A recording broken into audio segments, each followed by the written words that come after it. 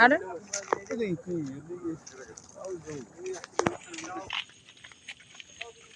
এইবারে গেছিলাম এই ছোট কাল লইয়া না ছোট করে গেছি ওই ওনে এনে গেছিলাম ই করে জোয়ার পানি আমরা গেছিলাম মিতুর জামাই আছে না মিতুর জামাই লিমার জামাই যেমন না সৌদিত পারবো মিতু এই কবে ও এই যে ইলিয়াসের সরার আগে না ইলিয়াসের সরার পরে কেমন কইলে গেলাম না